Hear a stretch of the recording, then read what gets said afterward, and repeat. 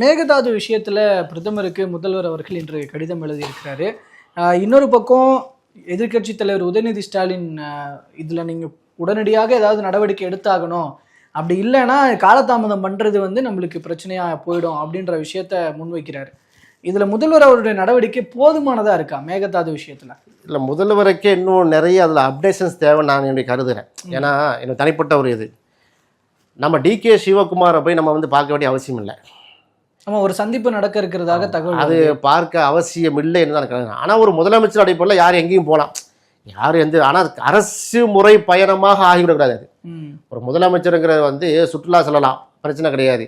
ஒரு நட்பு ரீதியாக ஒரு திருமணத்துக்கு செல்லலாம், மேட்டர் இல்லை. ஆனால் அரசாங்க முறை பயணமாக செல்வதாக இருந்தால் மேகதாது அணை மற்றும் காவிரி பிரச்சனை ஒட்டுமொத்த தமிழ்நாட்டுடைய பிரச்சனை. இதில் ஆளுங்கட்சி எதிர்கட்சி எல்லாம் பார்க்காம ஒருமித்த குரலில் இருக்கக்கூடிய ஒரு சம்பவம்.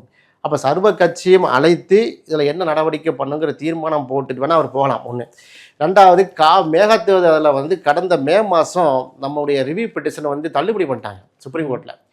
ஸோ அதுக்கு நோக்கி நம்ம நிறைய காரணம் செலுத்த வேண்டியிருக்கு. கிட்டத்தட்ட 4 அதை கூட பார்த்தீங்கன்னா 2013 உள்ள பிரச்சனை இது. அந்த சிடபிள்யூசின்னு பண்ணாங்கல்ல, அதாவது Karnataka Kaveri water dispute tribunal, அதில் பார்த்தீங்கன்னா 1990 நமக்கு பிரச்சனை. இறுதி தீர்ப்பு நமக்கு வெளியாயிருக்கு, நமக்கு ஃபேவராலாம் வந்திருக்கு. 2007 இது பண்ணி 2013 அங்கே காங்கிரஸ் உடைய கவர்மெண்ட்டில் மத்திய அரசுடைய இதெல்லாம் வெளியிட்டாங்க. தமிழ்நாட்டுடைய பங்கு என்ன, அந்த கர்நாடகாவுடைய ஸ்டாண்ட் என்ன, தமிழ்நாட்டுக்கு எத்தனை டிஎம்சி பண்ணணும்னு. அப்போ அதையெல்லாம் நம்ம கருத்தில் கொண்டு வந்துருக்கு. டிபிஆர் இருக்குது, டீட்டெயில் ப்ராஜெக்ட் ரிப்போர்ட்டு, இதில் மேகதாது அணையில் அதில் நம்மளும் கொடுத்துருக்குறோம்.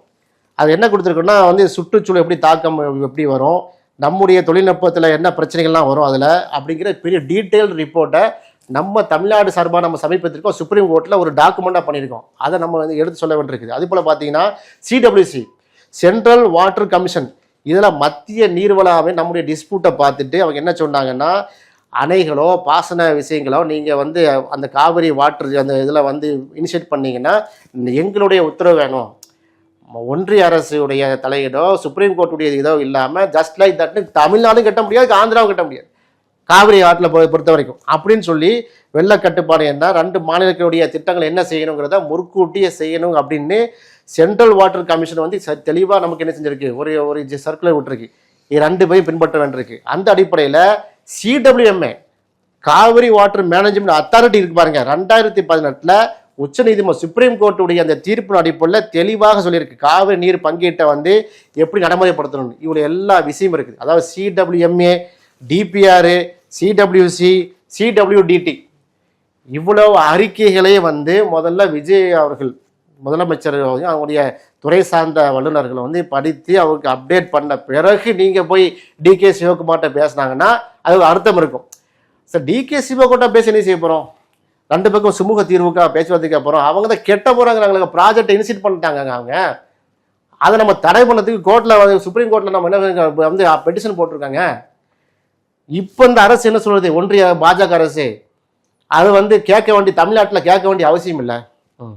மத்திய நீர்வளத்துறை அமைச்சர் சொல்கிறாரு, கர்நாடகா ஒரு அணையை கட்டுறதா இருந்தா, ஒரு பாலம் கட்டுறதா இருந்தா காவிரியில் தமிழ்நாட்டில் கேட்க வேண்டாமா?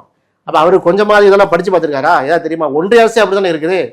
அப்போ இந்த நிலையில போய் நம்ம என்ன செய்ய தேவையில்லை, மேகதாதுக்காக மேகதாது அணைக்காக நம்ம அங்கே போய் பிச்சை எடுக்கிற வேண்டிய அவசியம் இல்லை, அவங்க கெஞ்ச வேண்டிய அவசியம் இல்லை. நமக்கு லால என்ஃபோர்ஸ் பண்ணதுக்கு நம்ம தெளிவாக இருக்குது சட்ட. தமிழ்நாடு ரொம்ப ஸ்ட்ராங்காக அப்படின்னா அந்த சந்திப்பு நடக்குமே, ஆனால் அது ஒரு சதிவலையில் வீழாதீர்கள்னு இப்போ ஸ்டாலின் அவர்கள் சொன்னது போலதான் நடக்கும். எந்த அடிப்படையில் இருக்காது? ஏன்னா கலைஞர் பீரியட்ல நிறைய இனிஷியேட் பண்ணியிருக்காங்க, ஜெயலலிதா அம்மா பீரியட்ல இனிஷியேட் பண்ணுங்க. எந்த அளவுக்கு கூட நமக்கு சட்டம் என்னைக்கெல்லாம் நமக்கு எதிராக நிற்கிதோ, கர்நாடகா சார்பாக வருதோ அப்போலாம் இங்கே முதலமைச்சர்கள் உண்ணாவிரதம் இருப்பாங்க, பார்த்துருப்பீங்க நீங்கள். கலைஞர் உண்ணாவிரதம் இருந்திருக்காங்க, ஜெயலலிதா அம்மா இருந்திருக்காங்க. ஏன்?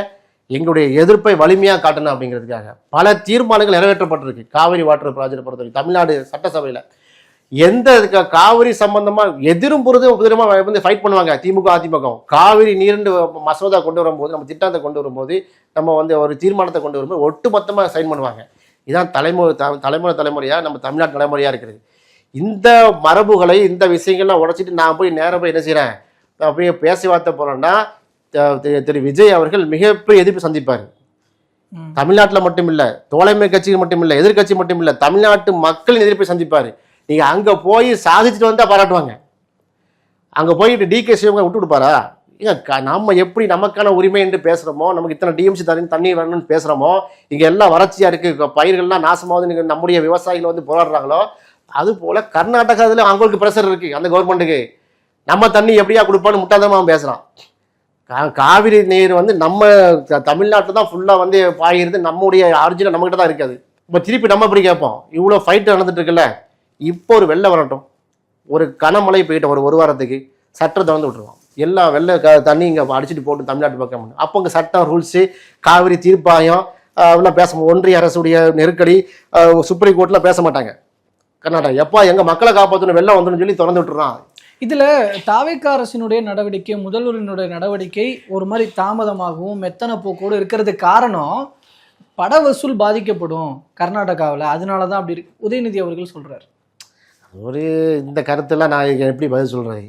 அதாவது நம்ம இவ்வளவு தூரம் டீட்டெயில்ஸ், அதான் ஒரு வியாபார நோக்கோடும் பாக்குறாங்க, அதுவும் அந்த படம் ப்ரூஃப், அதுக்கு ஏதாவது ப்ரூஃப் இருக்கா? இவர் போய் பேசி டிகே சிவகாட்ட போய் உட்கார்ந்து நான் படத்தை ரிலீஸ் பண்ணி விட்ருங்க எங்க வியாபார நோக்கம் அப்படி டீல் பண்ணி அது பட்டவர்த்தம் வெளியே வந்து அது இல்ல, இதுல அகைன்ஸ்டா ஒரு வார்த்தை பேசினாலே அங்க இருக்கிற ஜனநாயகன் படம் பேன் பண்ணுங்கன்னு அங்க இது பண்ணுவாங்க, அது வசூல் பாதிக்கும் அப்படின்ற விஷயங்கள் சொல்றாங்க. எப்படி யதார்த்தமா நம்மளே புரிஞ்சுக்கலாம். அது இதெல்லாம் எனக்கு இது எப்படி பதில் சொல்றேன்? நான் பதில் சொல்ற அளவுக்குள்ள தரமான கேள்வியா அது இல்ல. அது ஒரு படத்தை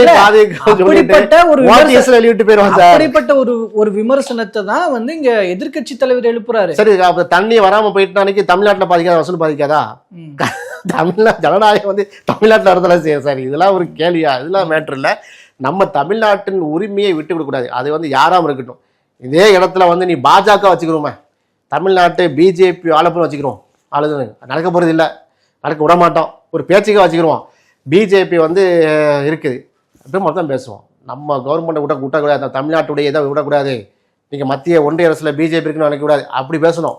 இதுதான் தமிழ் உணர்வு, நம்முடைய பண்பாடு, நம்முடைய கலாச்சாரம், நம்ம தமிழ் மொழி, நம்ம தமிழ்நாட்டை பாதுகாக்கக்கூடிய விஷயம் இந்த விஷயம். அதனால் நம்ம விஜய் அவர்கள் போய் நேராக உட்காந்து 2 பேரும் பேசுகிற அளவுக்கு சப்ஜெக்ட் இல்லை. ஒரு நீண்ட காலமாக ஓடிட்டு இருக்கு, கிட்டத்தட்ட 25-30 வருஷமாக அவங்களுடைய பஞ்சாயத்து இது. இந்த பஞ்சாயத்தில் பலவை நம்ம வின் பண்ணியிருக்கோம், வெற்றி வாயை சூட்டியிருக்கிறோம். நம்முடைய விவசாயமே இந்த காவிரி நீரை நம்பி இருக்கிறது. ஆனால் இதையெல்லாம் கருத்தில் கொண்டு செயல்பட வேண்டியது நம்ம கேட்டுக்கொள்கிறோம். ஓகே.